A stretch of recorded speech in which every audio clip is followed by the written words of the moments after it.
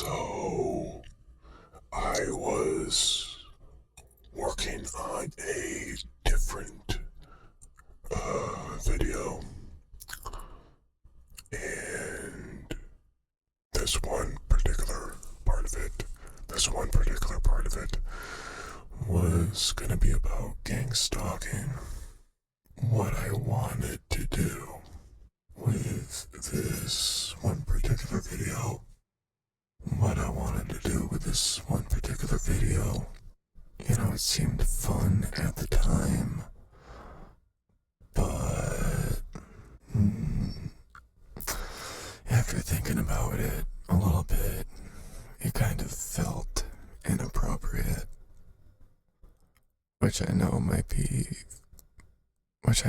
That probably sounds funny coming from me. If you have seen any of the other videos on my channel, that's probably a really funny thing to hear. Peanut butthole. But yes, I felt that the idea that I had for that one video about gang stalking, I felt like it wasn't the most, I guess you could say, respectful. It didn't feel the most appropriate. It felt, I don't know, it just felt wrong. Almost exploitative. So I decided, instead of doing that, I would just make a quick little video yapping about gang stalking. Just yapping. Because I'm gonna be honest with you, I am going to be very busy this week. I am going to be very tired this week.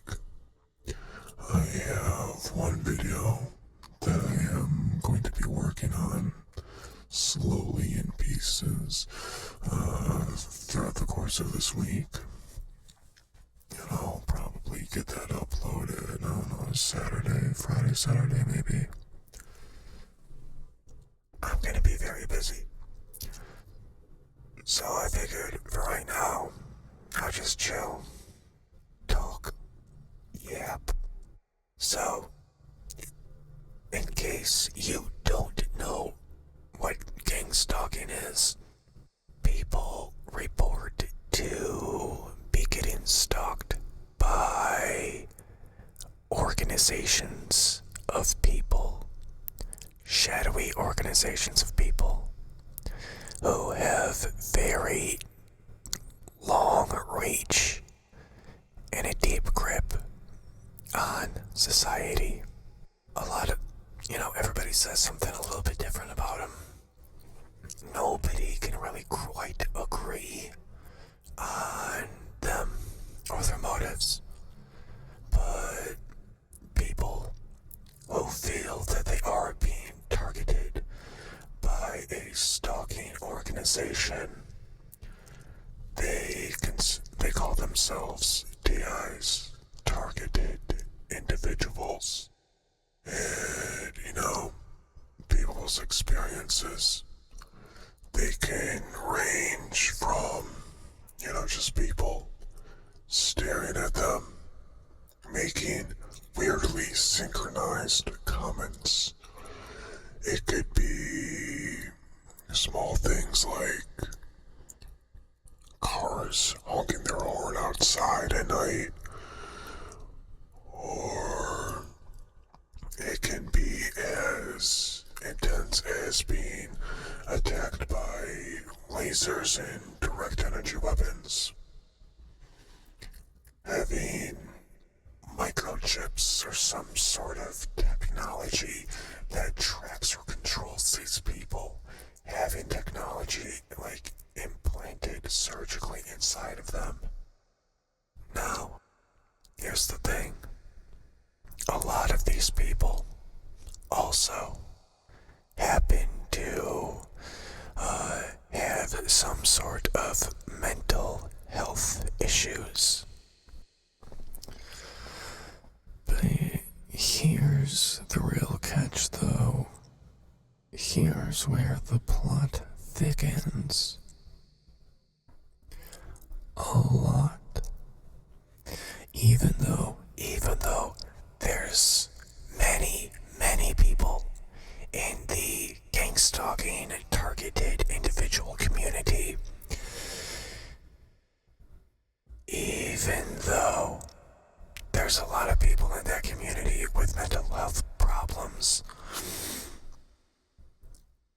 there's a lot that's actually based in reality, and it's kind of spooky.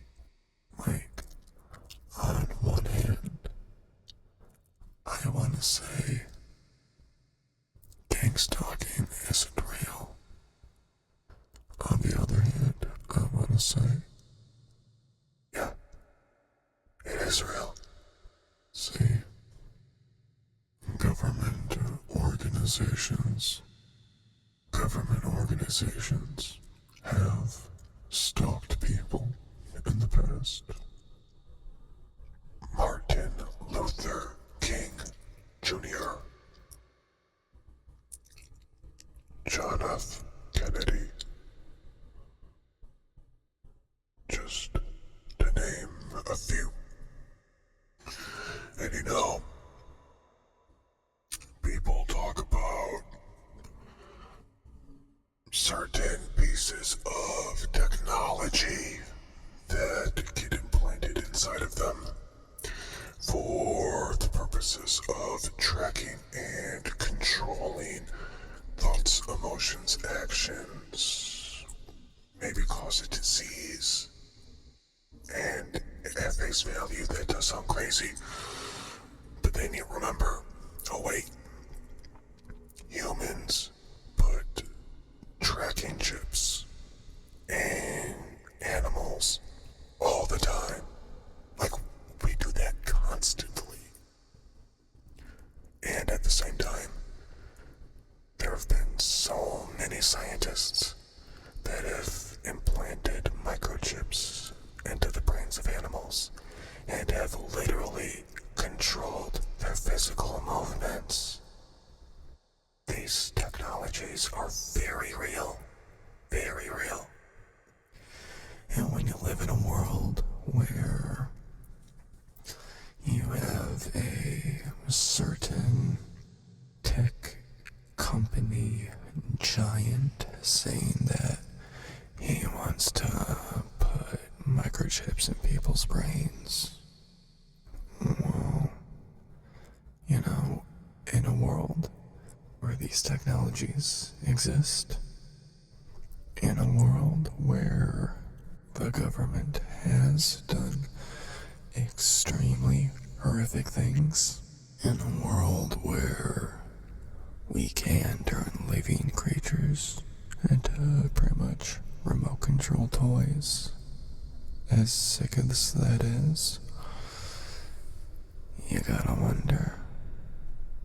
You just gotta wonder. And now, when somebody says, I've been attacked by lasers, I've been attacked by direct energy weapons, I've been getting victimized by somebody who is pulsating certain frequencies into my house. Frequencies, microwave frequencies, that are going through my house and affecting me while I sleep. When somebody says that, sure, that might sound crazy at first. But literally, all of that technology exists and has been used in the past on people. Like, the government does have direct energy weapons. You know, for a long time, people were like, oh, you're talking about direct energy weapons. That's crazy. You're a conspiracy theorist. And now the government's putting literal direct energy lasers onto military boats. just normal, you know? That's just normal. Direct energy weapons exist. Microwave, shooty, thingamajiggy things. They do exist. You know, the world that we live in contains things in it that are far stranger than any fiction could ever hope to comprehend. But like, we're just so quick to brush people off. That's crazy. Because you really have to ask yourself, in this world where all these factors come together, where is the beginning and the end of delusion and reality? Where is the beginning and the end of paranoia and fact? You really have to wonder, is this actually occurring? Gangstalking, is it actually occurring? Fact is, we just don't know. We do know for a fact that our own government surveils and spies on all of us. We already know that.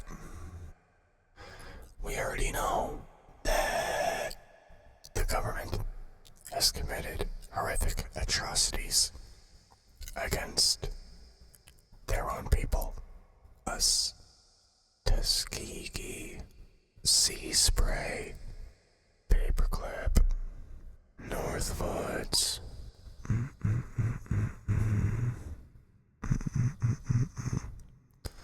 Sea spray. Tuskegee. Nah, bro. Absolutely terrible. Of course, I don't even have to mention MK Ultra. Like, that's real. In a world where the government drugs people with LSD and watches them, in a world where the government genuinely consults with psychics and tries to get into occult practices. It's wild. Like, you really just have to ask yourself, like, is this actually possible? Could, theoretically, in theory, based on historical precedences, could this really be happening? Well, okay. First, let's ask ourselves, can people stalk? Yeah. Can multiple people stalk one person?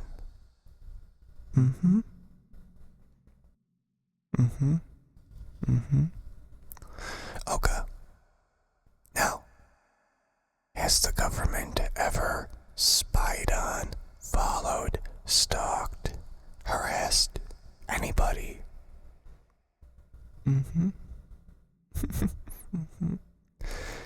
Has the government ever spied on, stalked, or harassed their own citizens?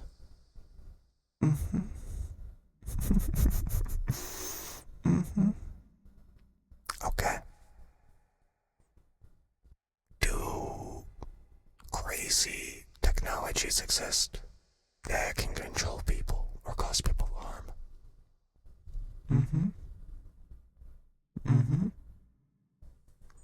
Okay. But does the government actually use these on a, regular basis? Has the government used these technologies many times in the past?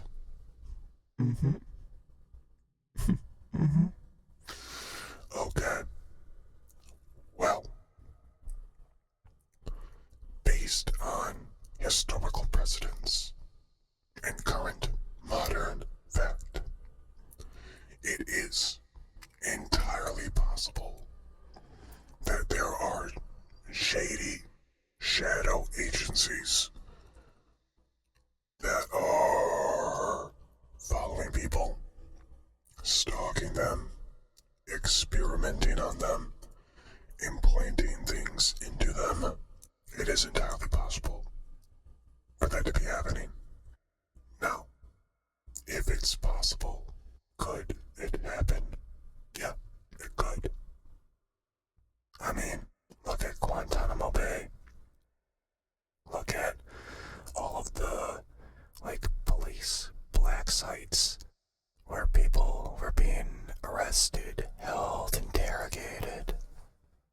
Look at, back in World War II, when our government took a bunch of Japanese American citizens and rounded them up into internment camps based on their race, just because in World War II, America was fighting against Japan.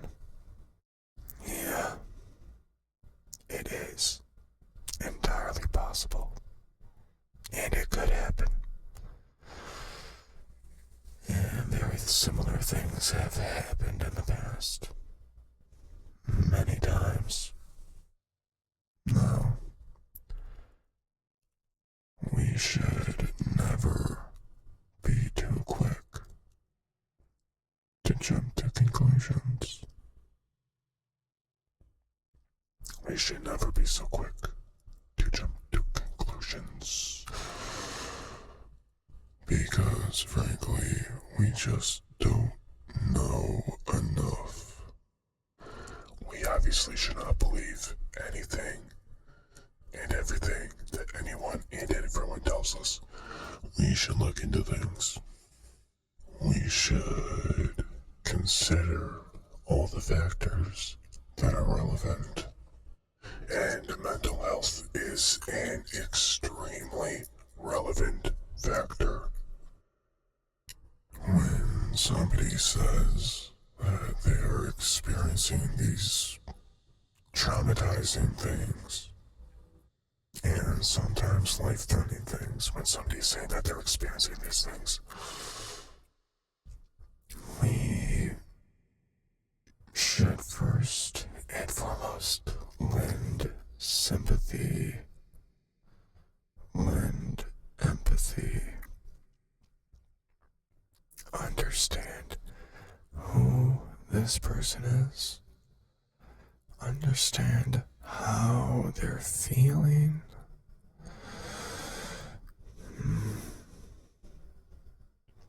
I think that's the most important first step to any interaction. Empathy. Understanding.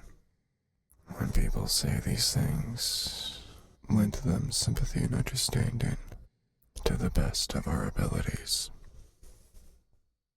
Because none of us are perfect, and sometimes empathy can be hard. But at the same time, we should also look into their mental health and mental health history, because any mental health condition that has delusions or paranoia or hallucinations, psychosis, any mental health condition that has any of these as symptoms is extremely powerful. I can't even imagine what that's like.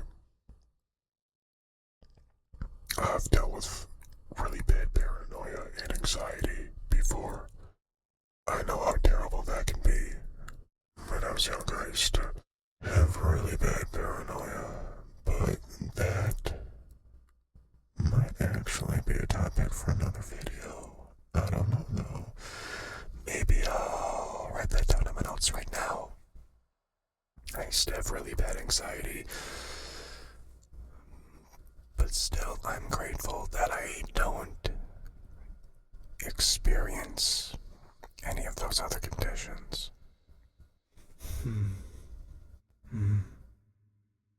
I guess the deal version of what I'm trying to say is, have empathy for people who are struggling, but at the same time look into what they're saying and try to figure out what the reality of the situation is, if you can. Because realistically, there's always going to be some mysteries in life that we never fully understand. We live in a very strange world. We live in a very chaotic world. We live in a world where a lot of just wild stuff happens. We live in a world where a lot of crazy stuff happens. And, sometimes reality is not at all what we think it is. Maybe Gangstalking is just a figment of a paranoid mind, a brain drowning in delusion, forced to experience horrific terror every second of the day. Maybe that's all Gangstalking is. Maybe it's just a figment of the imagination. But maybe it's real. Maybe it's real. Because all of the things involved with it are real. And the history is real too. Always remember history. Always remember history. It's important. When I was younger, I couldn't care less about history. But as I'm recording this right now, as an adult, I want to turn the entire world into a library just to be able to preserve history, because that is important. So, Gangstalking, is it real? Is it just a figment of paranoia? What do you think? What do you think? Because frankly, I have no idea What to think? I really don't. Everything is so complicated. Everything is so complicated.